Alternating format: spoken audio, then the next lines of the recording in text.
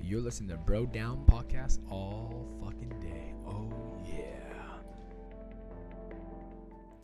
Hey, everybody. Welcome back to the Bro Down Podcast. I'm Tim Fulton. I'm Andy Smith. And this is What Do You Got? What do you have?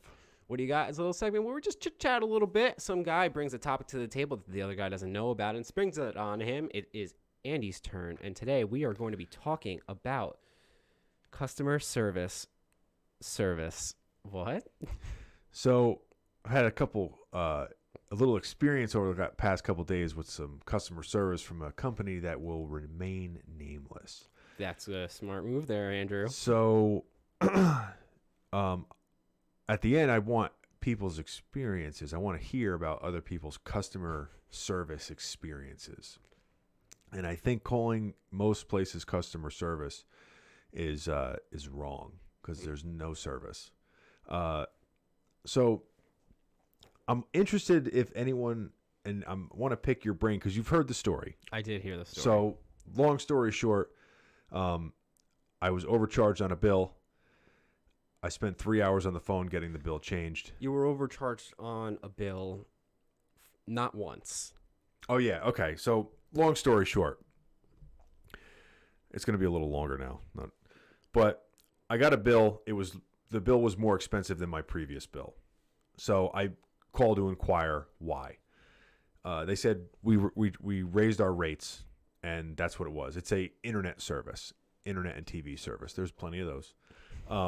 So they said we raised the rates, and I noticed that I was being charged for a service that I didn't even have. Yeah. So they basically were overcharging me for a couple of years.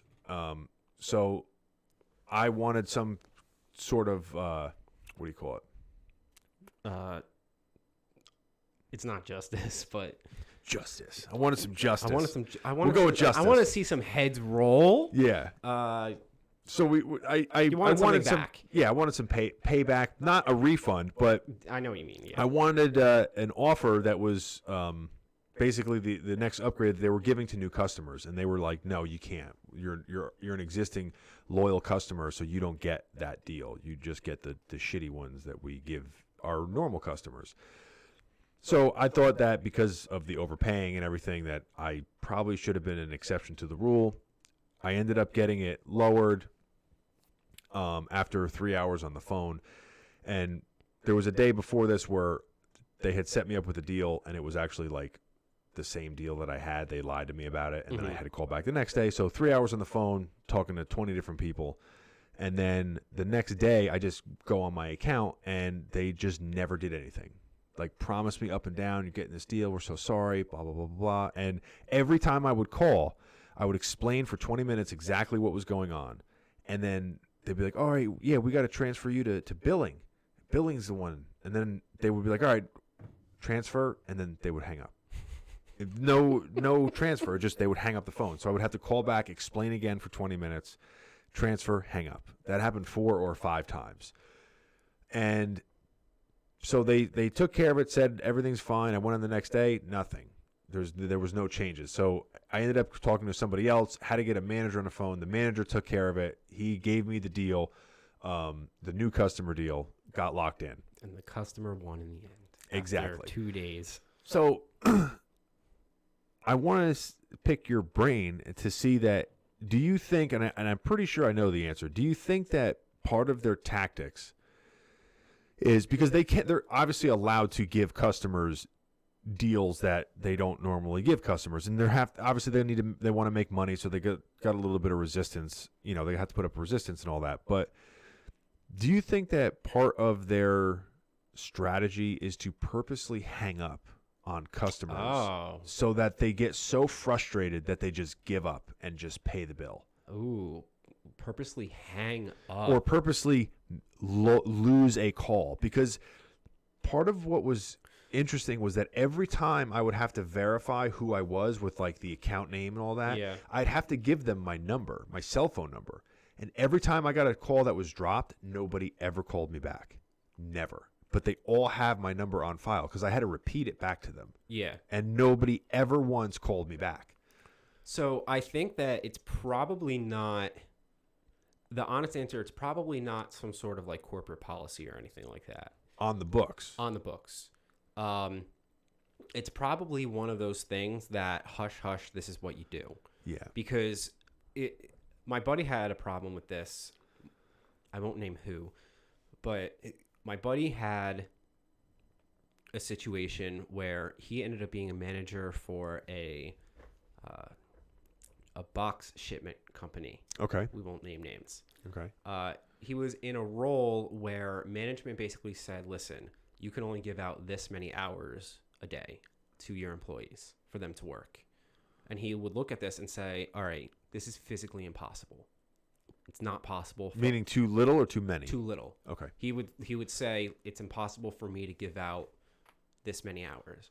And then the drivers had a union. So the union reps would come to him, and so he would dish them out, and the union reps would come to him and say, you can't do this. This isn't legal. Yeah. So he was constantly in a situation where no matter what he did, he failed. And it was almost as if that was his role. Like, to fail? Yeah. Or to constantly make their job miserable to the point where it was... someone had to fail, Okay. basically. And it's almost like corporate set it up that way to pressure people to do better, but they have to fail to do so in a weird way. So I kind of relate that story to like almost everything. It's probably like these corporate people who are saying, hey, listen, if you have 10 people a day saying they want to cancel their subscription, we want you to have a 50% retention rate. They don't give a how, they don't give a why, they don't say anything. To them, it's all percentages. All they care about is like, how many people can you keep? Yeah. So now you have like all these underlings who don't get, like, they get a little lady on the phone who says she wants to cancel her subscription. It's their sole job to figure out how to keep her. Yeah. They're not told how. They probably also have that thing where it's like you only offer this as a last resort. Yeah. Those kind of guidelines. Like, don't just offer them the lowest thing right off the bat. Well, they're probably, to be fair to that one guy, he's probably not allowed to. It's probably that like fail scenario where you call, if you said, if you don't give this to me, I will not be a customer anymore. Well, then he failed if you leave. Yeah. If he gives you that because that was the only thing you did, well, he failed because he gave it to you. Yeah. So in the eyes of the company, no matter what that kid did or service rep, he fails. It doesn't matter to the scenario because no one cares. No one cares to like hear the day by day stuff. So I'm sure it's probably like something that is on like the DL, like this is what we do just to frustrate people, just so they would stop. Yeah. Or like maybe just so like it's going to be a failure, but it's not going to be my failure. So because then it's on someone else's books. So it's basically like it's like unwritten rules basically to get what they want. Because this is all a guesstimate, obviously. We don't really know. Yeah, because it's the amount of, I mean, once I had my mind made up, like I was getting that deal, like one way or the other, or I was just gonna leave.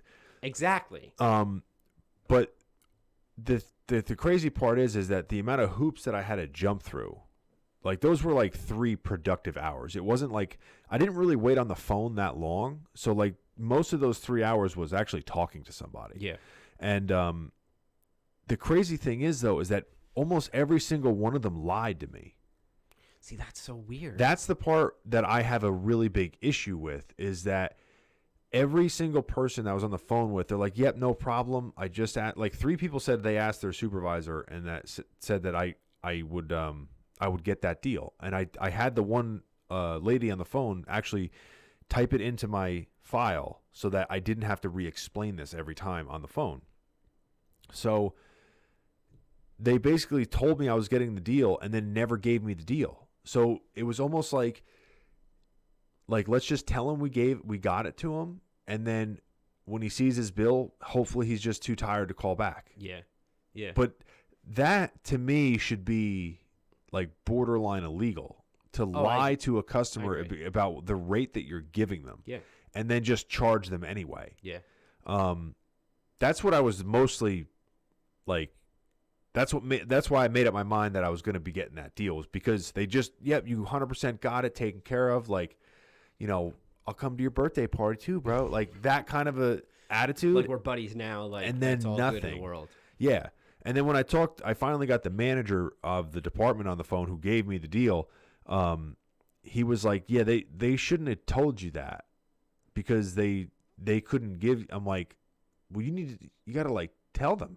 You can't just let them say lie. things. You can't let them lie. Yeah. So lessons to be learned. If you are ever having issues with customer service, a couple tips and tricks to forward this process. New wisdom. If you've been wronged, or maybe if you want to fib a little just to get a better deal.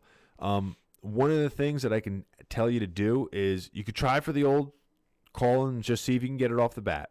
If that doesn't work, if you're meeting resistance from the first, they tell you no, call back on, try to find the days and times where the waiting list is the lowest, so that way you don't have to wait on a queue for that long. But call for a bunch of different people, write down all their names and the department that they work in, just ask them, and then briefly talk to them on the phone, hang up and call again. Because most of these companies have a log that shows how many times you called from your number and how many separate representatives you spoke to. So even if you speak to them for 5 minutes, they're not going to see that. They're going to see the amount of times you spoke to somebody. And then after that, just start making up stories about how you got approval from managers and they told you this. And by the third person you talk to, just tell them to type stuff in your file so that you don't have to say it again. So that way there's a record of it. That's the only reason I got on with a manager. Yeah. Was because he saw that I had talked to 17 people in 2 days, and there was a note in my file saying that a manager had prior approved it.